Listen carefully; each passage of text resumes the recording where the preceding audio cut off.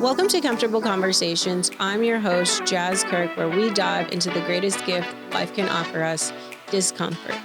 These honest yet comfortable conversations we will have are essential as your life is your canvas.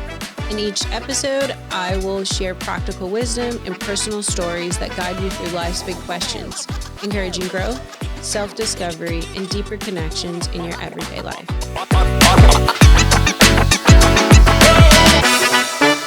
Today's guest we have is Demarcus Strange. Not weird, just strange. I'm just messing. He said it, guys. But today's guest we have is Demarcus Strange, who I'm really excited for this comfortable conversation. Me and Demarcus are actually neighbors. Yes. Our building is an art gallery at the bottom floor. So a lot of us meet and actually get to enjoy monthly art gatherings, which are really cool. There's so many like dope artists and things. And me and Demarcus started to have a conversation about like mental wellness, comfortable conversations. He's in crisis management for insurance. And so today's just conversation I feel like is going to be amazing. It's interesting because you're the first guest that I kind of had a comfortable conversation with no camera. Like I always talk to friends and guests and things, but it was like we were really intentional, like talking and getting ready to have you as a guest. So I was like, oh my God, we had to like stop. I was like, no, tell me nothing else. Because, the warm up. Right. It was like the warm up that I was like, no, I need to like hear it live with the rest of the people. So welcome, Demarcus. Thank you. Thank you. I am very appreciative of you inviting me into your world. So welcome. I know we're going to have a great conversation and this is going to be fun. So we're going to jump right in. So what discomfort led you to be this version of Demarcus, who is a lover of art, has a very amazing professional career, has his own business as well? Like what created this version of Demarcus? What discomfort led to you? The tale of the two fears. Oh, we're jumping right in. Okay, the first fear. The fear of staying the same as my previous life was, the environment and everything. Okay. That's a whole nutshell in itself. So that's the first fear. The fear of staying the same. And then the second fear was the fear of being different and overcoming. Okay. What part of you, so when did you learn your first fear and when did you learn the second one? Man, I don't think it was like a light bulb moment. I think it's almost like the, incremental. And then I think you look back and you go, I realize what that was, because it takes a sense of like being honest with yourself. Because sometimes when we overcome things, we like to say, man, I did it. Which is good. Yeah. And sometimes we forget about the anxiety and the fears that we had to conquer in order to do it. And then just looking back and saying, yeah, I did that. That was kind of scary. And I was scared in that moment now that I think about it. But I did it anyway. So it's that, okay. So I'm going to make you take us back because we got to understand, when did fear become this thing that you started to say, I'm going to do it anyway? I think it was kind of like wrapped up in like being tired and over a certain way or thing. And I feel like everybody has degrees of that in their life. And mine was, man, I am not happy living like this. And what were you living like? This guy did not exist. So I run in the streets. Let me put it in a nutshell. Take your favorite back in the day hardcore gangster rap song, and that would encapsulate like my life at the time. All those things was who I was and what I did, and my belief systems were wrapped up in that. And that's like, oh, this is the way life is. So the guy sitting in front of us right now with the suit and the tie and the, You know, all of the demeanor and character and all of that wasn't there. The first fear came in when it was like, Yeah, some gold chains, some rings, money wrapped in a rubber band. okay, That guy. that's the guy. Okay, that's when you were like, I don't know, do I want to remain here? Yeah. Him. Yes. And so, man, I do remember where that feeling hit me. I remember I was in front of this barbecue stand on this highway, and I'm gonna say this highway, and people in this area, it's in between Hawkins and Tyler, Highway 69, barbecue stand, and I'm like, geez, I'm actually really tired of this. And I made a deal with God. I said, hey, if you put me somewhere where you're the only person I have to depend on, I'll never turn my back on you, and I won't go back. How old were you? I had to be late 20s. Yeah, late 20s. And did you have a relationship with God before that? Not really. Oh, so in this moment, you're like, the crying out for help. help. Hey, God, help. And I'm going to get real specific. If you just can shake this up, please. Yeah. That would be, and did that happen? It did. How quickly did it happen? It happened quick enough to where I knew that he heard me. It's funny. So even though I was living, quote unquote, what people would call a certain type of street life, but not just way out there, I was like, okay, I've always been a hard worker, so I would work, and because you got to have some type of answer to where certain funds and things come from. So I was doing that, and then it was like, hey, I'm going to go and move to Oklahoma. Okay. Yeah. And so moved to Oklahoma after this prayer, found a place to live, started, my relationship with God, all in the span of like 3 days. Okay. And this is a place I don't know anybody. So you said the prayer, and 3 days later, you're living in Oklahoma. That's how fast the move happened. It was immediately. Yeah. And I say, well, after I made the decision to go to Oklahoma, so that kind of happened like within about, if memory serves me correct, let's just say a week or so. Okay. I saw this opportunity, and the voice was like, hey, you asked to be put somewhere where you have nobody to depend on. Okay. And so I said, okay, I'm going to do this.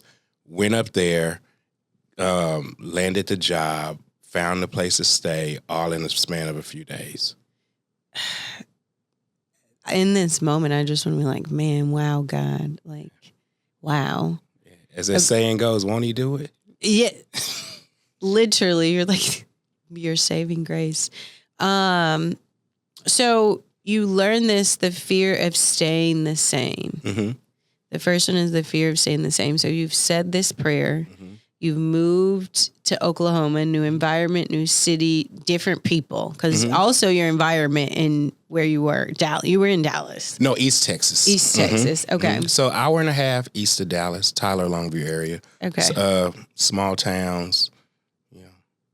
So now you're in new environment. Mm-hmm. Take us through that. New environment, meeting new people, and I will say this is where I learned the power of having a strong circle, even if it's just a circle or two. So I met. Let me back up. So the woman who I went to Oklahoma with ended up leaving me because I started making these changes, and I wasn't the person who she was accustomed to. So then you are at this crossroad of, hey, do I want to continue this? And that didn't work out. Ended up meeting the person, my buddy. I met another woman, and she was, Nicole. And that's another story. But I ended up meeting my best friend. So, and this dude, man, we're best friends to this day, talk almost every day. And I think that fear, because when part of the fear is like, man, when I change, I'm going to lose out on some things. You literally will, and you literally will lose people. Yes. And it's necessary, but yes, we're fearful of that. Absolutely. But the blessing is what I gained. And I don't even want to use the word replace. I would say overfilled and became greater than what I thought. My fear of what I was holding on to and being afraid to lose, man, became nothing in compared to what I gained. Yeah. So that was pretty cool. But it's also interesting. So as you share, like, you move to Oklahoma with someone who knows the old version of you, but do you sometimes feel like we remain a version of ourselves, a little bit of complacency, but also like familiar, it's much more familiar, and the people around you also don't want that change for you, because then you'll change, and that will require them to change. Like, was she? Oh, absolutely. Absolutely. You didn't even have to continue rolling that out. I wholeheartedly agree with that. And I'll add to it in this way. I think in a lot of ways, the core of what makes us us is always there. Yeah. I think when you allow yourself the opportunity to grow and to have new experiences, you can add layers to it. You can add depth to it. And so it's not like, I'm this totally different person. I am different in a sense. This is going to sound like a total contradiction, but I think the person who makes Demarcus is always and will always be there. I just think he has some additives to him. Yeah. You had to lean out some versions and lean into some other versions. Yeah. So you're in Oklahoma. Mm-hmm. One woman is gone. You meet your best friend who before, did you have best friends? Yes, I did have a best friend, and he's still my friend to this day. I hadn't talked to him. And what I mean by that is, like, I still love him the same. I have no love lost. I think, unfortunately, because my life took a different path, we don't have the same interactions that we do or did. But it doesn't change how I feel about that person, because at the core, I'm still real. I still love you as my friend. And so how did you learn to navigate remaining loving, but also letting go? Because I think a lot of people, you get at a certain age, like when you're little, it's like, that's my bestie. And then it's not. And then you just move on. And the come and go is so effortless. But as you get older, there's this animosity or frustration, and also grief of like, that is my dear friend, and we're not the same anymore, and we're different. And how do I still love that person, but love them from afar and mean it? Mm-hmm. I think it comes with having an understanding of what your true intentions and motives are. Because if that's there, right, you can't really 100% control how somebody's going to feel about you, especially in relationships like that. Yeah. But I think if you're honest with your motives and where you're coming from, I think that relieves some of that stress, to where when you don't do some of the same things or act in some of the same ways, or you can know that, hey, it's not that I don't love you. It's just like, man, I'm not doing that, That's not me anymore. Yeah, and I'm going, and even though you want to do that, I'm going to still love you. I'm just cool on that. Yeah, like, no, I do not need to partake. Okay. I love that, because I feel like in your 20s and 30s and on, you really start to have to get honest with yourself, like you said, about like, who are you now? Mm-hmm. Who am I now? And do I enjoy doing that or not? And it's nothing against that person or me. It's just, I no longer enjoy doing that. Yeah. Okay. So take us through Oklahoma. What age are you at about this time? Going into the 30s. Okay. went to work for an energy company. That was really fun. Learned a lot. Was very successful at the opportunity that was given to me. So I did that. And that's where I kind of really came into myself with my profession that I do now, because the background is regulatory compliance and safety. And so that's where I would say I really got to cut my teeth in that field at, and was there for a few years until the downturn of the energy sector happened. So that was like, man, all this stuff seems so long ago. 2015, 14, somewhere in there. So I think one of a question as you're talking is like, how does someone who goes from the streets essentially now transition into this career, not a job, but a career? Because that's where you're at now. You have a successful career. Having kids. Okay.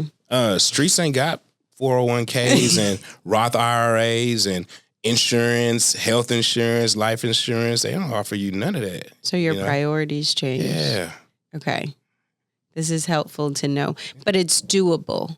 Oh, yes. Okay. Not easy, but doable. That's what I want to kind of get at, because it's like you, in your late 20s, you said you made this shift so that you gave yourself grace and time. You knew you no longer wanted to remain the same.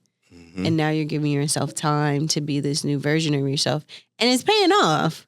It paid off. If they don't know, guys, it paid off for them. Yes, it did. Okay, so now let's take us through, you have kids. You're no longer with the woman you moved there with, but you do meet. Nicole eventually comes into this story. And I think the second fear, you said the fear of being different. So take us through when that lesson hit you.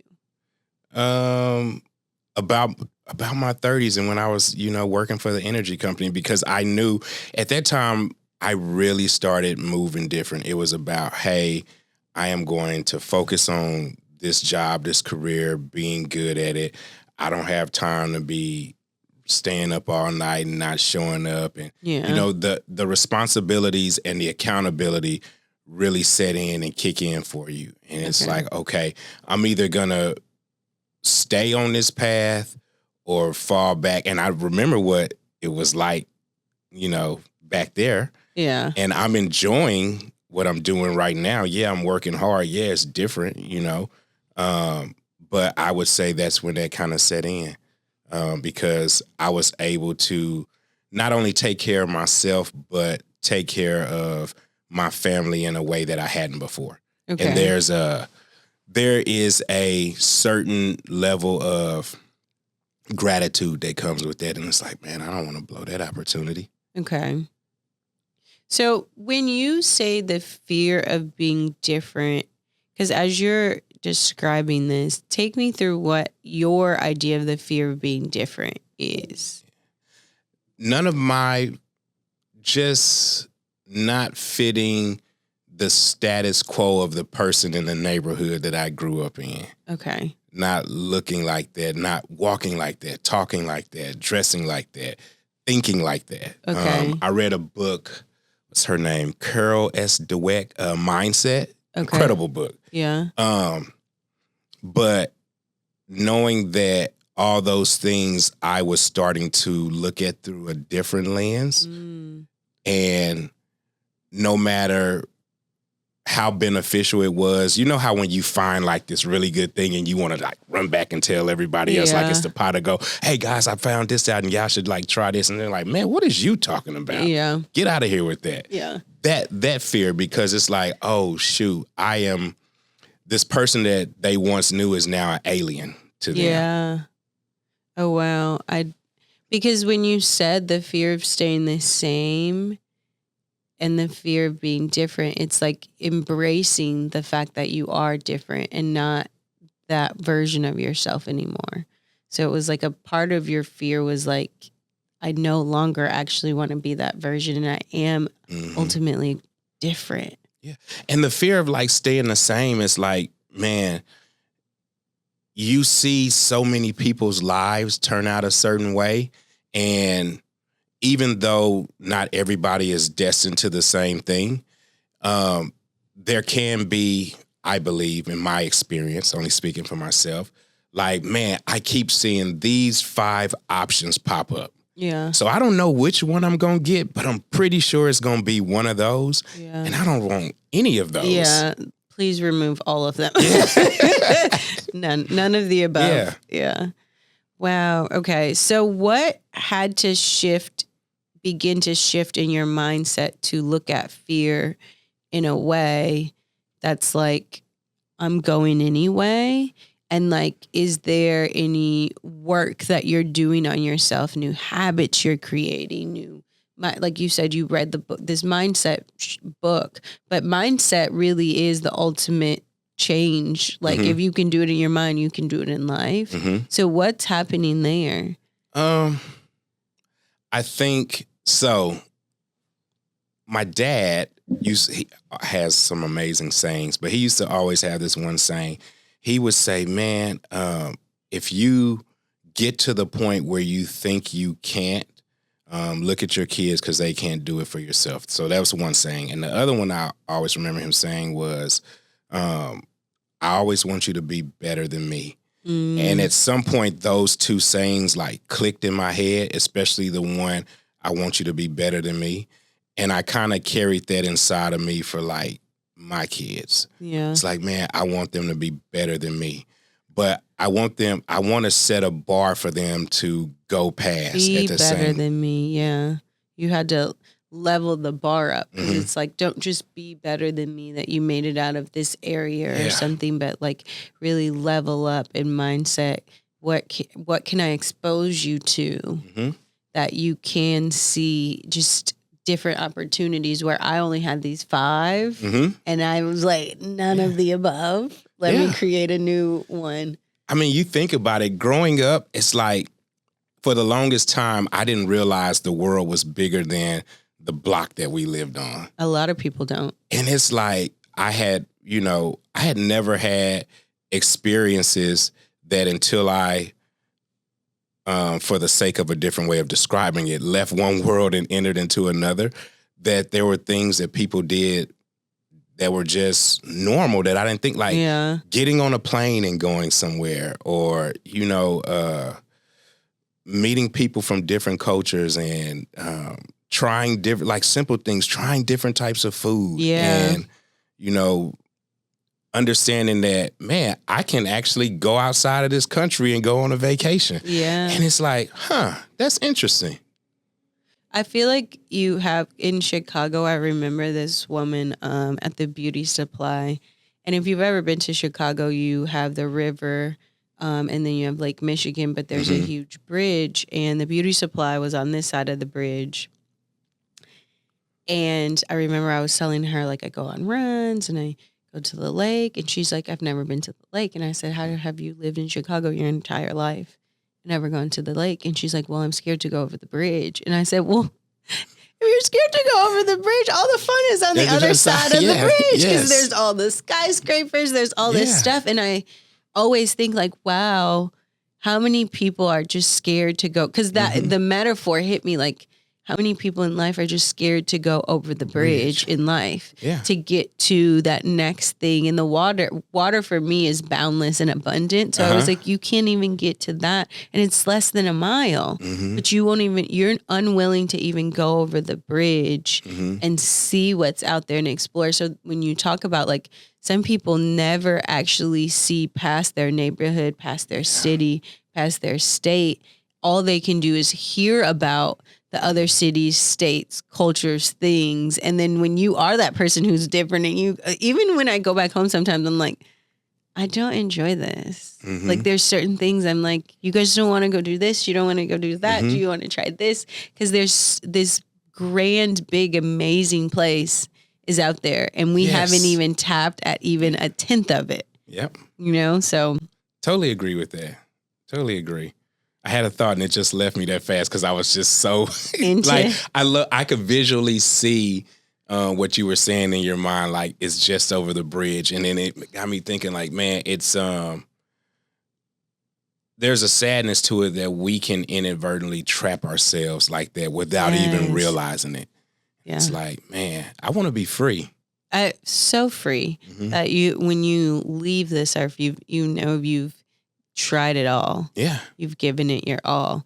And so now that we meet the two fears, those discomforts for you, let's hear about Demarcus now, though. Because Okay. what's crazy, it's like who you start out as. And I said this one time, is like you can start all over from scratch and like literally be fine. And there's no time limit to that. Mhm. You can start in your 20s, you can start teen years, 20s, 30s, 40s, 50s, and people don't give themselves enough time and grace. Mhm. And so it's like this version of you now, which is like, we're going to lean more into like, who is Demarcus now? Mhm. What is mental health like? What is the arts like? Like, what is that world like? I like the concept of time, because now it's like try to have more patience, because I think that can sometimes be like our Achilles heel, because we can want these things and we think like, man, it's got to happen tomorrow and next week. And this person I didn't say that prayer and this person showed up next week. Yeah. And it's like, I had this saying, I tell this to, my kids, all of them, my girls and my boys. It's like, hey, focus on the work and everything else will take care of itself. And the main thing that's taking care of itself is like the time. You're putting in the time, and it's gonna go by. So you don't have to watch it. Time's gonna keep ticking whether you watch it or not. And so like the patience of it all, and it allows you to appreciate the experiences that you're having. So like the new Demarcus, it's like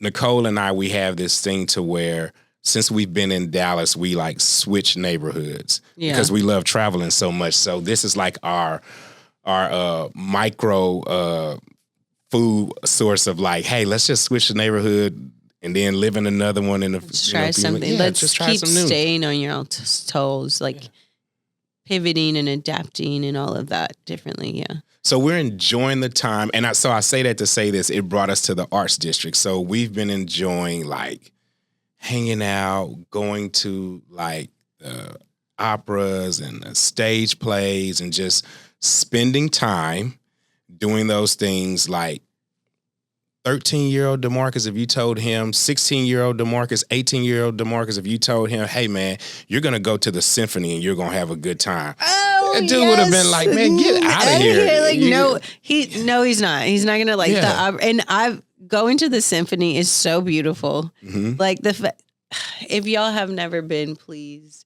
go try experience it. But even just looking at art and learning the art that you do, like, so it's kind of fascinating to know like that version of you.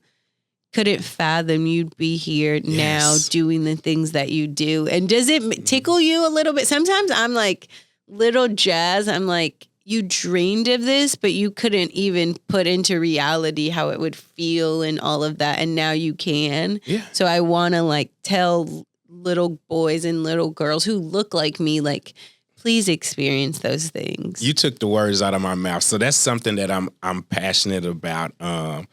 Is like, telling people who look like me about the world and come from those circumstances that there's a bigger world out there, and to expand on that, telling all people, because I love like giving perspective, I would say, on what we may not think is possible. So to answer your question, it does tickle me. I often say too, like, man, if God decided it was up tomorrow for me, I wasn't supposed to make it this far. And I did. So I went out with a bang. Like, it was good. There's a song that keeps like popping in my head and I can't like put a ring to it's I did it all. It's gonna make me actually play it while we're in here because I feel like I You know I love lived. music. I'm trying to get you for one of my vinyl listening lived. sessions. I Lived is the song, and I'm going to play it for y'all because hopefully it'll pick it up. By One Republic. Sometime this year. I don't think I've heard this. Really? Yeah. So you don't feel the fall. So, I have heard this song. Okay. And I know a lot of people have. So I actually, last year, which years ago I heard that song when I used to run, I would play it. Mm-hmm. But it wasn't until this past 2024, I would run half marathons every month. And this song came up. I played a new playlist and this song came on.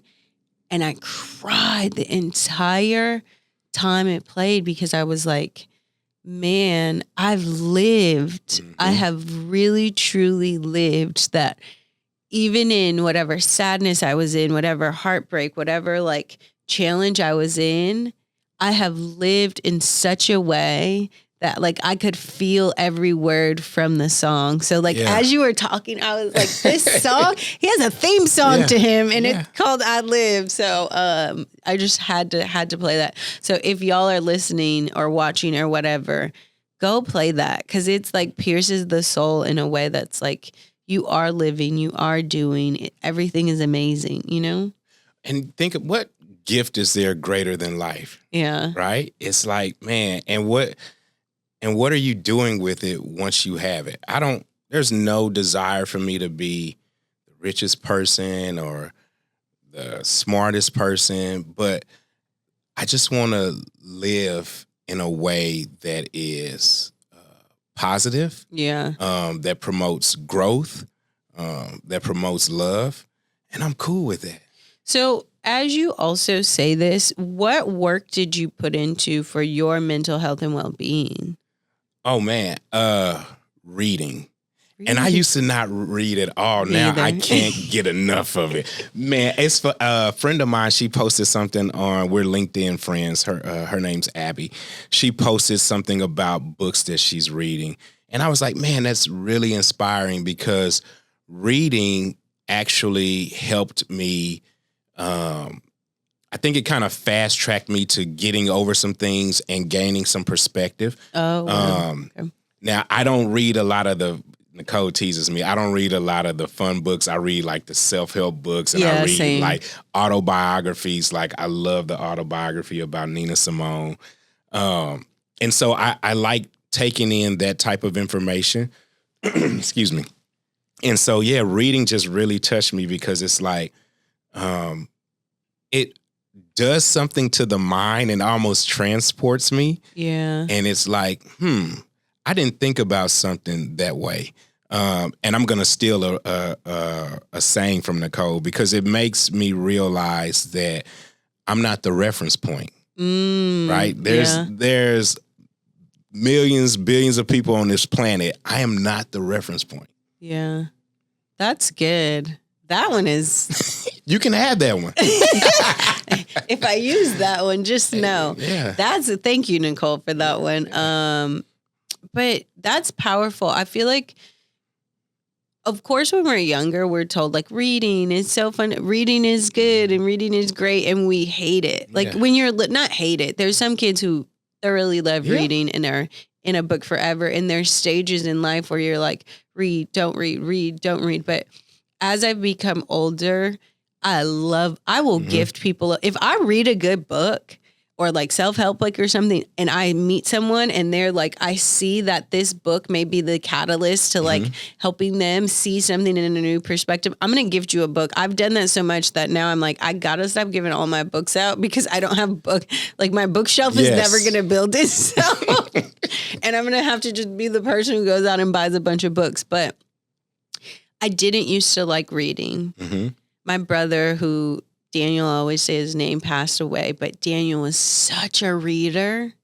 When I say such a reader that it made me like he had such a wealth of knowledge that I would call him Google. And he'd want to like talk about topics. And I always used to look at him wanting to talk about topics as him wanting to debate. But now, like, as I've become a reader, I was like, he just wanted to see different perspective and also challenge your mindset about certain perspectives.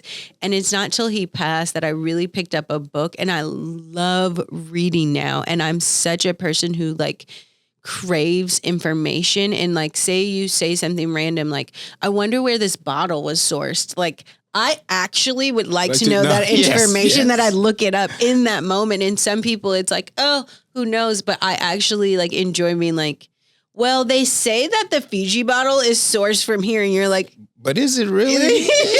So that's stuff that like intrigues, and you don't realize that version of you will come where you're like, I love information. Mm-hmm. Like I want it. I desire it. And I don't just like being told any old thing. Like give me the facts. I'll do the due diligence to get that information correctly. Cause there is a lot of misinformation. Tell me about it. So that's I love that you shared that. So before we leave, my one final question is, what version of you are you most excited to meet this year or coming up or whatever it is? Man, that's a great question. The version I have yet to meet. Okay. There was a saying, we had an intercompany conference, and one of the gentlemen speaking said, you are not yet the person you're going to be. Okay. And so every year, my best friend and I, man, you should interview him, Jason Emery. He started his second business. It's a tech business here in Dallas. We're next. He's next. Connect us. Okay, I will connect you. So we always say, hey, we got to every year we power up. And it's like, okay, let's hold each other accountable and see who we're going to be this year. But the goal is not to outdo each other or anybody else. It's just to be a better version than the person we was the year before. Okay. And so I'm going to keep trying my best, keep growing, keep learning new things, and then see who shows up next. And I'm going to embrace that dude. Oh, man. Yeah. I love that. Yeah. And on top of that, this is the year of the gentleman. So you're going to see me in like suits and ties. Suited and booted. We love to see it. Yeah, you came suited and booted today. I usually, here and there. You always look nice. I always do have on a good suit or pant or something. So, but I'm going to tell y'all, Jas, it was my morning workout buddy, and she switched routines. So now she's doing a whole nother workout routine, so I don't see her in the morning. So the thing is, I've been running more. So last year, so there is a community within the gym, like the consistent 6 a.m. people. You see them, you know them. I'm still up at 6 a.m., but I'm running more. So the season that you saw me in the gym, I was not actually running as much, and I am a huge runner. So now I'm back you was weight running. Training. I saw you. I'm over there. Treadmill. So that version I'm excited to meet again is like Jas, who's running with a different goal in mind and like different priorities and also like gentleness, because before I've always, for me to power up, it meant that I had to be hard on myself. And now powering up is like gentleness, joy, just like passion and patience. And it's like this lightness and surrender and bliss, that power up. Like I'm excited for that lightness as she floats versus I was going to say, you're going to be floating through the community. Yeah. And it's like beast, like I love beast mode, but it's like beast mode in a different way that you're like, nah, she beast mode with flowers and like just all the lightness in her. So I love that you said that. So thank you for joining us today, Demarcus. Thank you for having me. This was fun. This was comfortable. Comfortable conversations, guys. Thank you for joining me, Jas Kirk, on Comfortable Conversations. Remember, the greatest gift life can offer you is discomfort. It's what shapes us, teaches us, and helps us grow. If today's episode resonated with you, share it with someone who might need it, and don't forget to subscribe so you never miss a conversation. For more information and updates, follow us on Instagram at Honeydew. That's HUNNIDUOE. Until next time, keep embracing life's challenges as opportunities to create your masterpiece. Your canvas is waiting. Go paint it beautifully.